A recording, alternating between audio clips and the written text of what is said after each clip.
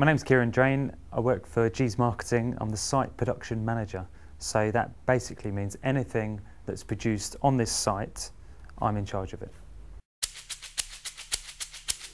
Today I came into work, usual time, which is around 5 or 10 to 7. Swipe on as I arrive, and then I'll go for a wander around the site. That involves going around our dispatch area, walking around all the different production areas, because I feel it's very important to walk around in the morning, see what's happened, anything's happened overnight, see if there's any produce laying around that shouldn't be where it should be, and then go around and generally say hello to everybody. Good morning, how are you? Make sure all the factories are started and running, and then that'll take me to around about 8 o'clock, 8:15. After I've seen orders start coming in around 7:30 to 8:30, so we get a feel of what the day is going to progress. And then at 8:30, I'll make my way up to the main office, where we have a kind of like a group production meeting, where I'll go and represent the 3 factories, and I'll just say a very short bit on the general position of the factory, the quality of the stock, and what the day is going to look like going forward. Then at 9:30 after that meeting, we have our specific factories morning meeting. That will run for around about half an hour. It's supposed to be quick, punchy. We have got whiteboards on the walls where I display all of my daily results for each of the factory areas. So we're looking at 0 rejections, 100% customer service, no accidents, and most important is make money.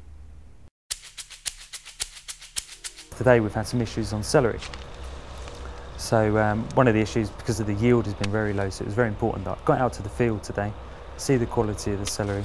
So I'm doing just coming out to the field because this is some celery which we're going to be harvesting in the next 3 or 4 days. So I just want to get a feel for what the celery is going to look like before it comes into the factory. Because particularly if the quality is not particularly good, we need to get extra labour in to deal with any quality issues. Or the other way around, we can maybe cut labour out and plan in shorter days if the celery quality is good. So all I'm doing, I'm just going to cut it out from the bottom of from the ground, and then what I'm looking for is any internal issues. There is a few on the outer side ends of these celery at the moment. You can see it's starting to turn because we're getting towards the end of the season. So I just cut in a bit further, and there's some more quality issues there, but all in all it's quite a good sample. During the day I'll generally get lots and lots of different issues that I need to sort out. If I could sit still for an hour and not do anything, I would do that, but generally there's always something. So I'm going to take you up now onto the rig, which is actually a mini food factory. The hygiene upon the rig is extremely important, so we need to wash our hands before going up with some alcohol gel. We're standing on the back of the rig now.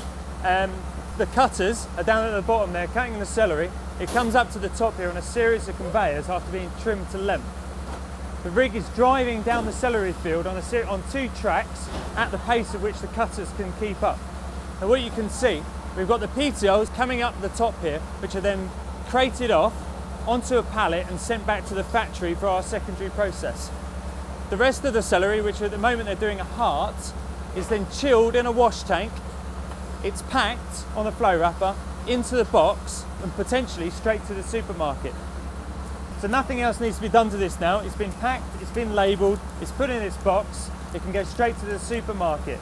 As it leaves the field, it will go on a refrigerated trailer running at less than 5 degrees to our dispatch on the lorry to the customer, potentially within 24 hours.